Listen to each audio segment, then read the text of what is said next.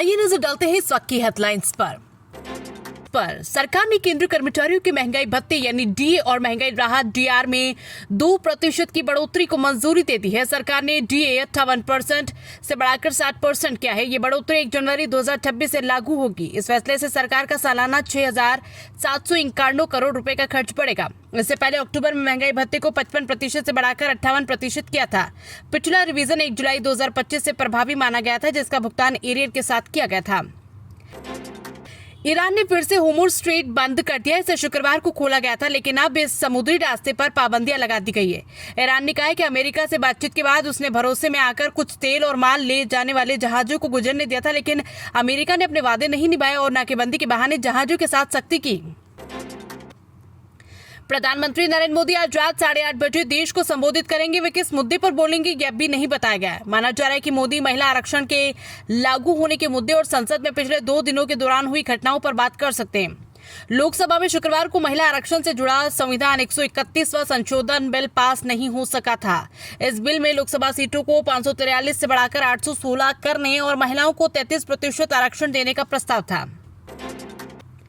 कांग्रेस सांसद प्रियंका गांधी ने शनिवार को कहा कि कल लोकसभा में जो हुआ वो लोकतंत्र की बहुत बड़ी जीत है। सरकार परिसीमन और महिला आरक्षण के जरिए सत्ता में बने रहने की साजिश कर रही थी। उन्होंने कहा कि मैं बहुत खुश हूं कि लोकसभा में सीटें बढ़ाने के लिए लाया गया बिल गिर गया। सत्ता पक्ष में महिला विरोधी कहकर मसीहा नहीं बन सकती।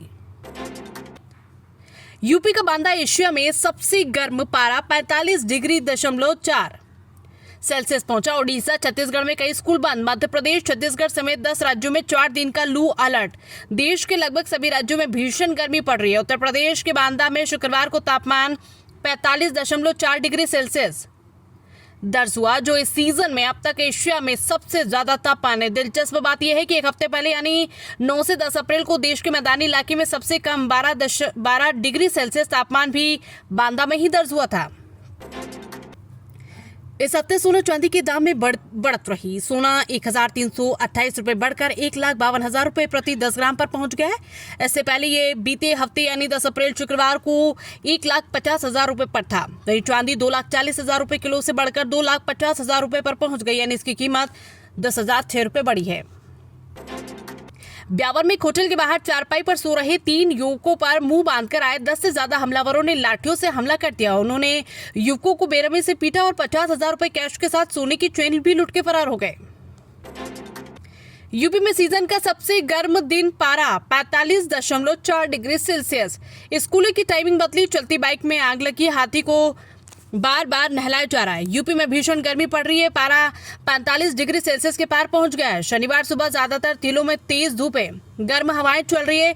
शुक्रवार को बांदा का तापमान 45.4 डिग्री सेल्सियस रिकॉर्ड किया गया, पूरे देश में सबसे ज्यादा था। पिछले साल अप्रैल के आखिरी हफ्ते यानी 27 अप्रैल को पारा 45 डिग्री सेल्सियस के पार पहुंचा था, यानी इस बार 10 दिन पहले से ही गर्मी सख्त तेवर दिखाने लगी। ग्वालियर में इंस्टाकार्ट का डिलीवरी बॉय 21 जनवरी से लापता है। वो 28 पार्सल लेकर निकला था, लेकिन शाम तक नहीं लौटा। ऑफिस में उसका बैग और शिपमेंट मिले हैं। जांच में सामने आया कि उसने 16 पार्सल डिलीवर किए थे। 5 सही मिले, जबकि 7 पार्सल में आईफोन की जगह पत्थर पाए गए। करीब 3 महीने से लापता ध्रुव सेम के खिलाफ क्राइम ब्रांच ने 16 अप्रैल को धोखाधड़ी का केस दर्ज किया। 7 आईफोन की कीमत करीबन 10 से 11 लाख रुपए बताई जा रही है।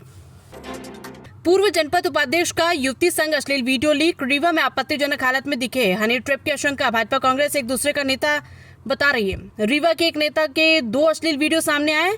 जानकारी के मुताबिक ये वीडियो पूर्व जनपद उपाध्यक्ष विनोद मिश्रा के बताए जा रहे हैं। वीडियो रीवा में ही शूट हुआ है।